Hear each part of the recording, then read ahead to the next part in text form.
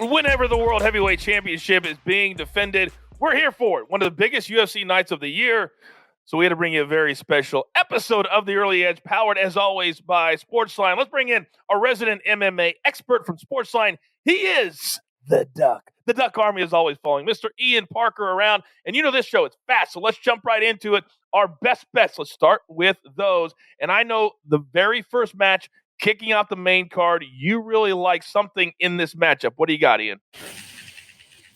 Yeah, look, we got Worthy versus Jamie Malarkey. It's an interesting fight with two guys that are both coming off losses. Malarkey coming off of two hard-fought losses. However, he still seems very raw to me. I don't really know where he is better than Worthy. We've seen Worthy come out against one of the biggest underdogs of the year last year when he beats Devontae Smith. Then he comes out against Luis Pena, and we see him go 3 rounds where we see him fight against adversity, winning the striking, and then we saw him win by submission against a guy that was supposed to have better submissions than him. I believe in this fight, Worthy will be the better striker. I think he's got more tools to win this, and I just think we've seen way more out of him than we have Malarkey, and experience goes a long way. Worthy at age 34 has seen it all. Malarkey still young and up and coming. I like Worthy at minus 130 here. All right, I like that too. Your first best bet of the show. Now, let's go to the women's flyweight division for your second best bet. Jillian Robertson and Miranda Maverick. What do you like here? Yeah, so this fight was supposed to happen a few weeks ago, I believe. Jillian Robertson is fighting on the last fight on her actual UFC contract. So she's fighting either stay or to make some money in free agency. Seasoned veteran, very good jiu-jitsu fighter, striking a little bit average. Miranda Maverick is the prospect to watch in the UFC in the women's division, period. Striking, high-level fight IQ, great takedown defense. In our last fight, she won via stoppage due to elbows breaking the other woman's nose. We don't see that very often in the division. She seems very, very years ahead of her experience. And if she can keep this fight standing, which I think she can because I believe Robertson's entries on her takedowns are a little too predictable, Miranda wins the stand-up, and we're going to see this shining star continue to shine. So Miranda Maverick at minus 165, I will take that. Our mantra here on the show is we educate and we entertain. Time to educate just a little bit. For those of you new to MMA betting, sometimes there's really long odds. So what we try to do is give you a parlay that you can put together, bring those odds down, and make it much more manageable to play. I know there's a 3-way parlay that you really like on this card that starts late in the prelim portion of this card. What is it, please? Yeah, absolutely. You said it best, Coach. We're here to educate. And in this situation, when you have 3 favorites that are a little bit higher than you feel comfortable with betting straight, you bring them together, and you're going to minimize your risk and hopefully get some dog odds out of meeting plus money. And in this situation, you absolutely do. We'll start off with Nurmagomedov versus Jared Gooden. Jared Gooden in his last fight went 3 rounds with Alan Jouban. Jouban was able to take him down at will, outstrike him. And Nurmagomedov, in my opinion, and I think this is pretty obvious, is the way better grappler than Alan Jouban. He will take this fight down to the ground whenever he feels like it. In his last fight, he fought a Brazilian Jiu-Jitsu black belt in the WADA. And the problem with that was that Nurmagomedov got overconfident and got triangle choked. In this fight, Gooden presents no threat off his back, no threat on the ground whatsoever, maybe having one submission via guillotine, which Nurmagomedov will never get caught, and he's too smart for that. So we like him as the first leg of the parlay. The second one, we're going to like Sugar Sean O'Malley over Tomas Almeida. Almeida has not been himself since getting knocked into the shadow realm by Cody Garbrandt. He hasn't changed his style. He's the same way. He's willing to take one to give one. And Sean O'Malley's got a lot to prove here as one of the brighter prospects as well. Coming off a loss to Chito Vera, he's hungrier than ever. And in this fight, this is literally the style that he wants. This is going to be a stand-up battle. He's going to use his distance striking, and he should be able to get the win over Almeida without question. The third part of our parlay, we're going to have Vicente Luque over Tyron Woodley. It's hard for me to really believe that this is the fight we're talking about here because Woodley was so dominant for so long. But we haven't seen the same Woodley since he dropped to Kamaru Usman, losing to Gilbert Burns in dominant fashion, getting finished by Colby Covington. And Vicente Luque has always been a guy very well-rounded on the up and up, just waiting for that big name to add to his resume. And this one's it. As long as he can avoid the overhand right from Woodley or being put on his back, which he's also a black belt in jiu-jitsu, he'll have the edge in the striking. Cardio-wise, we've seen him go 3 rounds before, no problem. And I believe that parlay is going to be a nice winner for everyone. So taking 3 nice favorites, bring them together, getting plus money, that's your parlay of the night. Oh, I love it. Plus 162 to be exact. At least that's what it was at William Hill the last time that we checked. Sometimes you meet that sweet spot in between where a really great fighter for a long time is falling down, but yet Vegas, they still put pretty decent odds, I guess, because I don't think Tyron Woodley wants to fight anymore. I'll just be brutally honest. At least it hasn't looked like he has wanted to fight the last couple of times out. All right, if you watch our show that we have Chief. He is our mascot, and he's always looking for a dog. He likes to have a dog of the day, and we're going to have Chief's dog of the day right now. Now, this is not necessarily, Ian, a play that you're betting, but it's something that you like. If people want a dog and they want some plus money, they might like this matchup.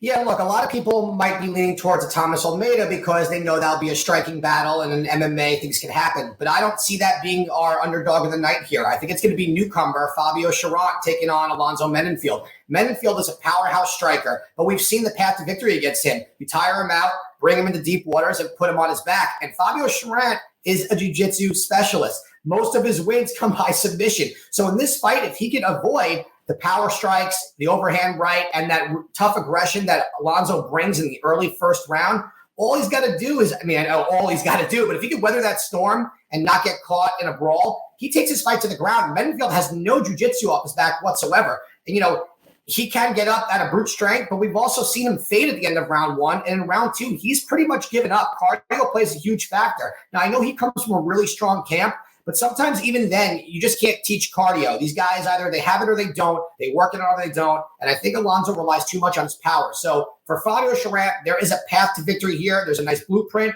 Get this fight to the floor. Use your jiu-jitsu. You'll have a clear advantage. And at plus 230, I really like him as our dog of the night. We have seen a lot of fighters through the first 2.5 months of us doing these shows. There have been some big-time dogs hit. It's not something that doesn't happen very often. It certainly does. I love this play at plus 230 for our Chiefs dog of the night. Now, we're going to be doing this every single week, and every episode we're going to end with a pick on the main event. And this main event, well, it's a world heavyweight title. It is maybe the most underrated fighter in the history of the UFC in the world heavyweight champion, Stipe Miocic, against maybe the most dangerous person of all time. Ian, how are you handicapping this main event? Isn't it amazing how the most underrated heavyweight of all time is also the best heavyweight of all time? It's crazy how it's like that, but Stipe flies under the radar. He lets his fist do the talking for him. He doesn't talk trash. He's very respectful. He believes in his wins as his marketability. And listen, I'm here for it. Right now in this fight, I really like over 1.5 as my bet for the main event. Reason being for this. Stipe, his fights usually go out of the first round. There's no question. He usually gets hit a little bit. It's a feeling out process. His cardio, his wrestling, and his output with boxing takes over as the fight goes on. He really does get better as the rounds go on, as we saw in his rematch with Daniel Cormier.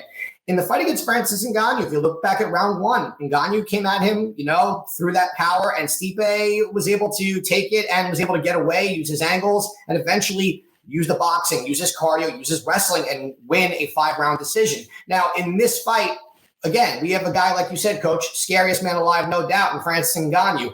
He touches you and you go to sleep. But if you watch his last fight, it was against Jorginho Rosenstrike. No grappling whatsoever, no wrestler, both strikers. And he just ran at him with reckless abandon, throwing hooks, hoping that one of those punches would be the good night one. And it was. But he's not going to have that same style against Stipe because he knows if he overcommits to those punches, Stipe will put him on his back and will grind out a decision or get a submission or be able to win the round. And when you put someone on their back, you take away that striking, which is what Ngannou is famous for. So I think Stipe is absolutely able to withstand the storm in the first round. And I think this fight goes past that. I think Francis is also going to be very, very hesitant to throw as much as he does to avoid those takedowns. And it has been in the minus 140 to minus 150 range as well. So our official pick for the main event is the over 1.5 to give people an idea of how different this is than normal and how much Vegas thinks this could end quickly. Normally it's over 4.5 is the over-under bet in a main event because it always goes 5 rounds. This is over 1.5 rounds. So I love this value here. But there's going to be some other people out there, Ian. They said, Coach, Ian, give me something with a little longer odds so I can really sink my teeth into as far as this main event is concerned. Give me a couple of plays quickly that people can look at and say, you know what, I'll get some really good plus money here. Yeah, absolutely.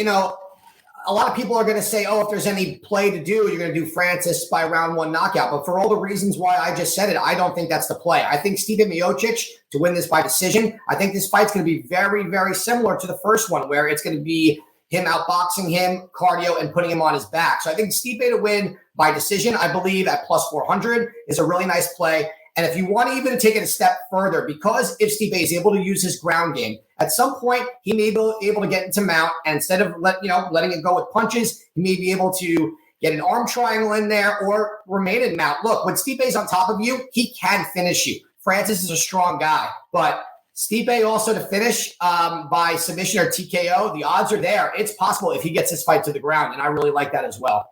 All right, again, these are not official plays that we are betting on, but we're leaning if you have to and you want to. And sometimes if you've won earlier in the card, you just want to throw your winnings on something. Those are two pretty good. All right, we're up against it. Grab your paper, grab your pencil. Jeweler, please. Thank you very much. Here is our recap. Our best bets. Worthy, minus 130 over Jamie Malarkey.